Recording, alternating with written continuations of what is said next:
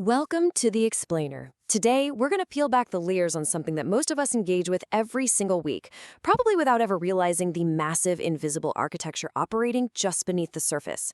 We are talking about the global sports industry. So let's jump right in. We're going to uncover the hidden forces, the money, the media, and the power structures that completely shape the modern sporting world as we know it. It's a simple question, right? But it really breaks the ice on this whole topic. Who actually controls the games we watch? When you turn on your TV to watch a Grand Slam final or a World Cup match or an Olympic sprint, it's so easy to just focus on the athletes out there on the field, the sweat, the triumph, the agony of defeat. But to truly understand modern sports, well, we have to look way beyond the players. We've got to look at the boardrooms, the broadcasting booths, and the halls of government. Here's our roadmap for this explainer. 1. The modern sports machine. 2. Defining political economy. 3. Commodification of the game. 4. The media engine. 5. A perfect symbiosis. And finally, 6. Who holds the power? Okay, Section 1. The modern sports machine. To get started, we really need a quick shift in perspective. We have to take off the jersey of the passionate fan and put on the glasses of an analytical observer.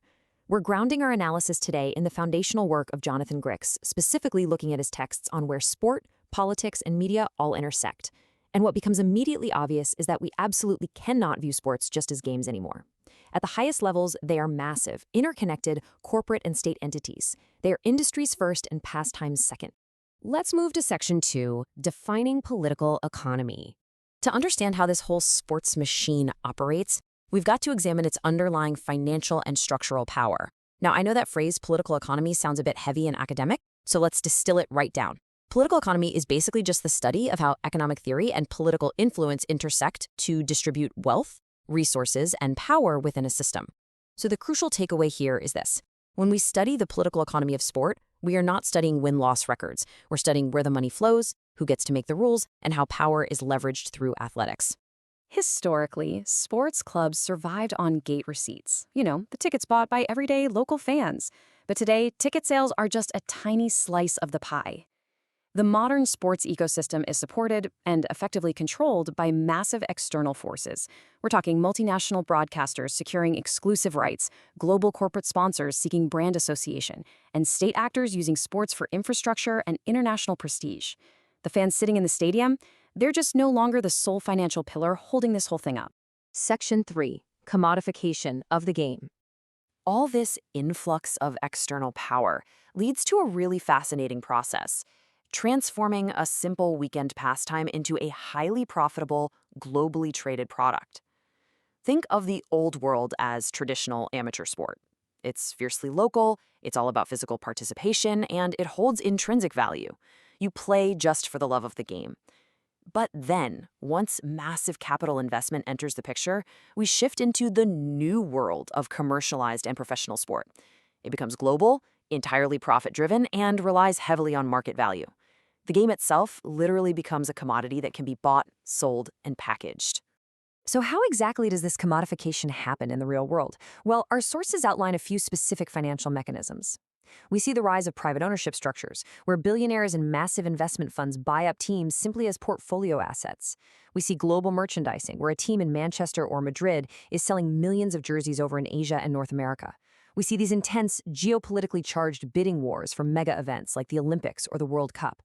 And of course, corporate naming rights, where historic local stadiums are completely rebranded by financial institutions and airlines. Think the Emirates Stadium or the Etihad. This is exactly how local clubs transform into global franchises. Section 4, The Media Engine. Now, you literally cannot sell a global commodity without a way to distribute it to the masses. Moving into Grix's chapter on sport in the media, we see that the media is definitely not just a passive observer of sports. The media acts as the ultimate megaphone for this sports commodity. Without television, radio, and now digital streaming, the massive commercialization we just talked about would be physically impossible. The media provides the audience, and that audience is exactly what sponsors and advertisers are paying the big bucks for. And we are talking about staggering sums of money here. Billions upon billions of dollars spent on global media rights. Let this sink in for a second. For major sports leagues, television and digital broadcasting rights are now the absolute financial lifeblood of the industry. They completely dwarf ticket sales and merchandise. Networks are willing to pay these insane premiums because live sports are one of the only remaining broadcasts on Earth that absolutely guarantee millions of people will be watching at the exact same time, sitting right through those commercials. Section 5, a perfect symbiosis. When you finally connect the gear of political economy with the gear of the media, these two forces become entirely dependent on one another in this crazy cyclical feedback loop. Walk through this cycle with me. Step 1, capital is invested into a sport, which elevates the talent and the overall spectacle. Step 2, that high-quality spectacle attracts super lucrative media broadcasting deals. Step 3, the massive reach of that media creates huge global audience growth. And finally, Step 4, that massive global audience attracts even more corporate sponsors and broadcasters, which leads right back to increased capital investment. The cycle just starts all over again, spending faster and inflating the economic value of the sport to unprecedented heights. But here is where it gets wild. This feedback loop has a deeply tangible impact right out there on the field. The media doesn't just broadcast the sport, it actively changes it.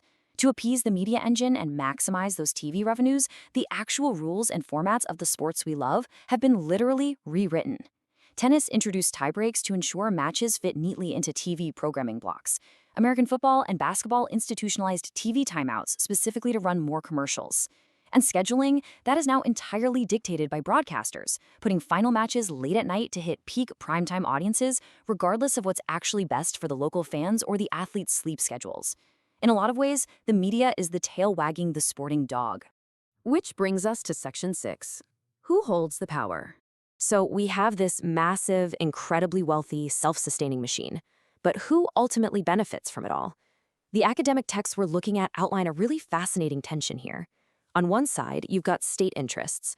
Governments and nations utilize this machine for soft power, hosting mega events to boost their global image, stimulate local economies, and project strength on the world stage. On the other side, you've got private media conglomerates and billionaire owners, extracting maximum profit, basically treating clubs and leagues purely as revenue-generating assets. We aren't here to say one side is right or wrong, but as an explainer, it's absolutely vital to recognize that these are the two immense titans constantly wrestling for control of the global sporting narrative. It all leads us to this foundational conclusion derived straight from the source material. Sport, media, and money are now inextricably linked in a symbiotic relationship. You simply cannot separate them anymore. It's like a three-legged stool. If you pull out the media, the money collapses. If you pull out the money, the elite athletic spectacle collapses. They are three vital pillars of a single, unified structure. Which leaves us with one final, deeply provocative thought to take away from all this. As we sit on our couches, wearing our favorite team's jersey, watching a broadcast totally packed with corporate sponsors, we have to ask ourselves, in this massive, symbiotic machine of political economy and media, are we just fans enjoying a game, or are our eyeballs, our attention, and our loyalty actually the final product being sold? Thank you so much for learning with us today, and the next time you turn on a match, see if you can spot the machine at work.